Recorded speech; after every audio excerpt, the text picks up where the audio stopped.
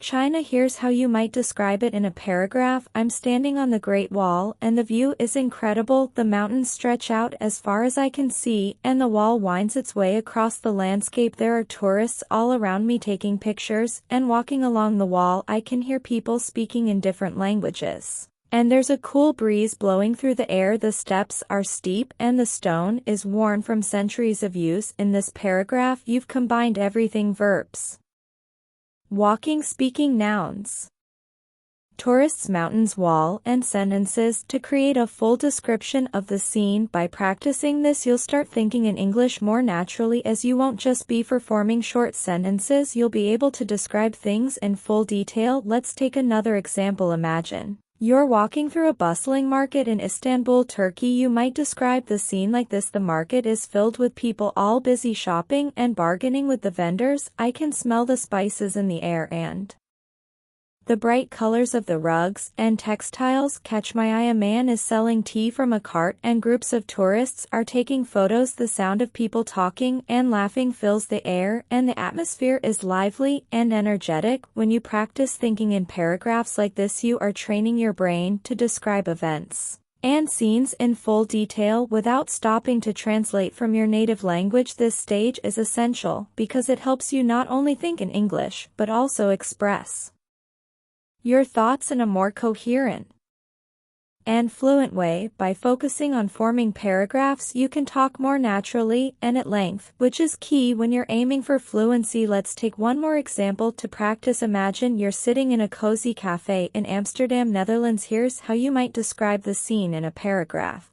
I'm sitting at a small table by the window sipping my coffee. The cafe is warm and inviting with soft music playing in the background. Outside I can see people riding their bicycles along the canal. The sky is cloudy, and it looks like it might rain soon. Inside, a few people are reading books, and a couple is chatting quietly over their breakfast. The smell of freshly baked bread fills the air, and the atmosphere is calm and peaceful. In this paragraph, you've combined all the elements: verbs, nouns, and sentences to create a vivid picture of the scene. This is the final stage of thinking in English, where you can describe situations in detail just as you would in your native language. Take a few minutes to describe your day in a paragraph.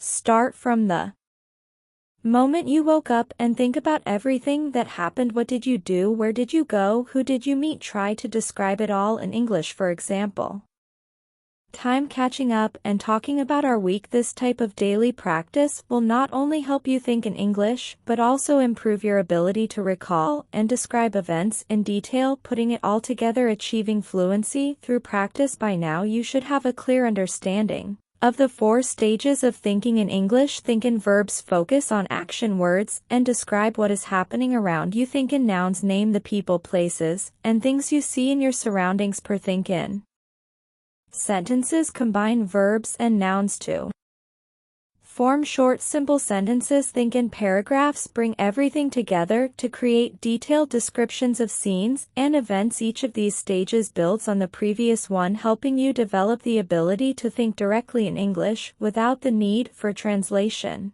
It's important to practice each stage regularly, as this will train your brain to process information in English more naturally. Why thinking in English is essential for fluency. Now that you understand the stages, let's talk about why this method works. When you first start learning English, you likely translate from your native language. This is natural, but it creates a delay in your speaking. Instead of speaking smoothly, you have to pause and think about what to say, which can make you feel less confident. By practicing thinking in English, you eliminate that translation step. Your thoughts will naturally form in English, making your speech faster and more fluid. When you can think in English, you'll also find it easier to have conversations, express your ideas, and respond quickly in discussions. For example, imagine you're at a job interview in London, and the interviewer asks you to describe a challenging situation you faced at work. If you're thinking in your native language, you might need a moment to translate your thoughts into English.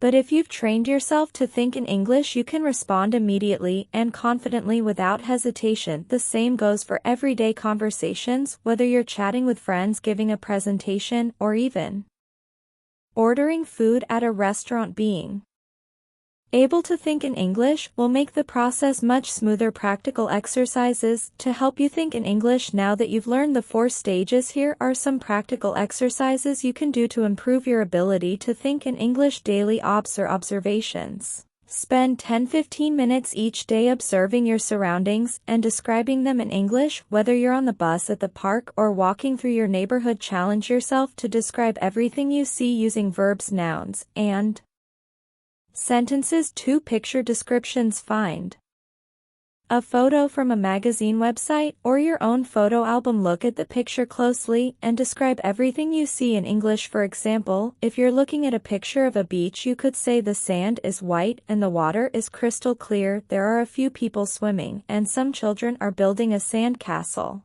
In the distance, I can see a boat sailing on the horizon. Write a journal. At the end of each day, write a short journal entry in English. Start by describing what you did that day, where you went, and who you met as you practice. Try to include more details in your descriptions. Talk to yourself. If you don't have anyone to practice speaking English with, you can practice by talking to yourself. Pick a topic and try to talk about it for a few minutes. For example, you could describe your favorite movie, explain how to make your favorite dish, or talk about your plans for the weekend. 5 set language challenges. Challenge yourself to think in English for short periods throughout the day. For example, set a timer for 5 minutes and commit to thinking only in 20-25 English during that time gradually, and increase the time as you become more comfortable. Final thoughts. The road to fluency. Learning to think in English is a journey, and it requires patience and practice. The more you engage with the language, the more natural it will feel to think, speak, and express yourself in English.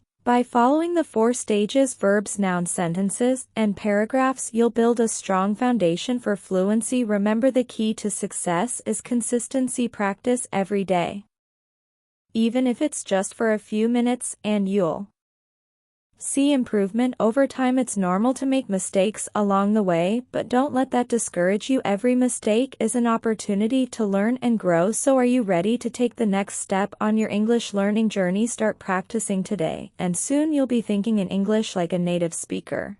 Thank you for joining me in today's lesson on Daily English Hub. Don't forget to like this video, subscribe to our channel, and hit the notification bell so you won't miss any of our upcoming lessons. Keep practicing.